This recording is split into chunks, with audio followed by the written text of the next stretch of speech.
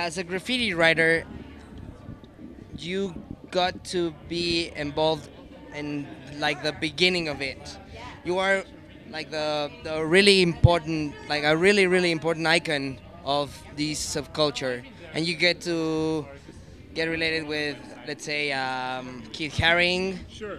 and I don't know, Jean-Michel Basquiat. Of course. What can you? Well, in in the 70s, the graffiti movement in New York was on subways. In the 1980, this new decade, this new year, some artists were beginning to kind of surface and coming above the subway and thinking about doing exhibition in gallery and some alternative spaces.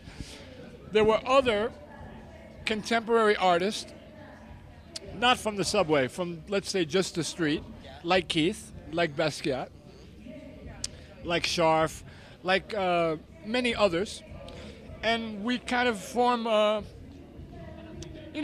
creative union of street and graffiti and a combination of what we call this street artist movement, and began to make exhibition.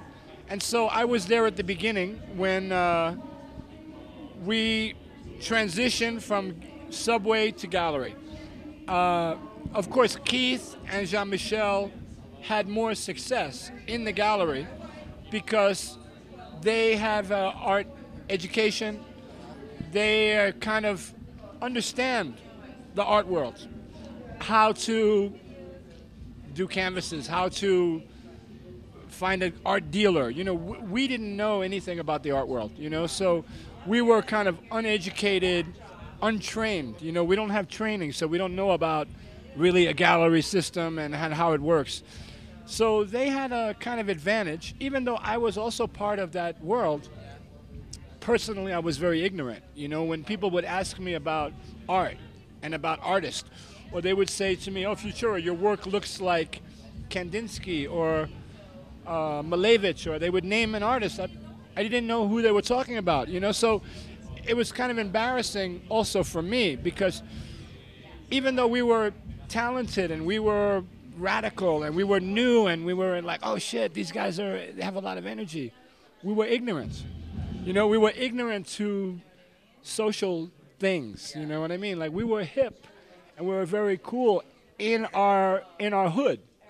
But now we're hanging out in a nightclub and we're in a opening in a gallery, and people have a fucking like a suit, and like they're drinking like wine and you know what I mean? So this initial period was kind of shocking for us because we were intimidated, by society. You know what I mean? And they could see we were like, and they were just whoop, whoop, like grabbing people and okay, you make this painting for me. They were kind of controlling the kids at that time. Not necessarily me, but the majority of those artists who transitioned, they couldn't handle it because many people were manipulating them and like, yeah, here's some money, and you know what I mean? So, and kids hadn't had money before, like suddenly they give a kid like $1,000 for a painting, and so the kid running around, he's gonna buy some gold, and what I mean? It's just not.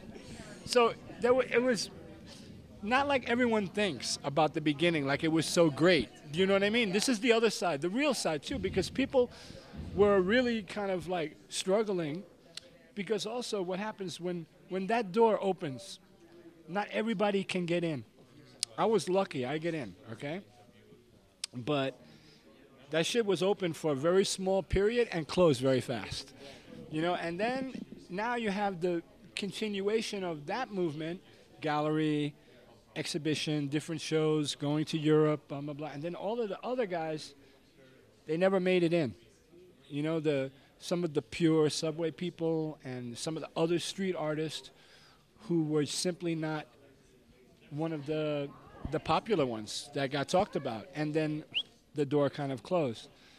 So now my story at this moment, we'll just say we're in like the middle of the 80s now, and Haring and Basquiat going way up in exhibitions, and Keith beginning to open a store and doing pop shop, and Basquiat kind of becoming more of a underground, like kind of becoming crazy, kind of making work, like fucking making so much work.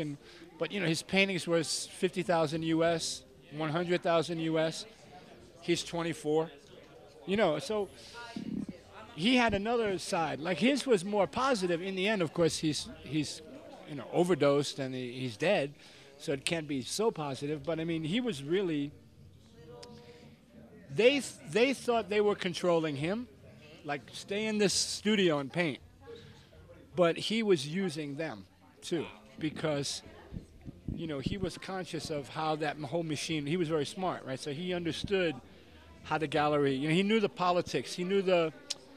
He was a really cool guy.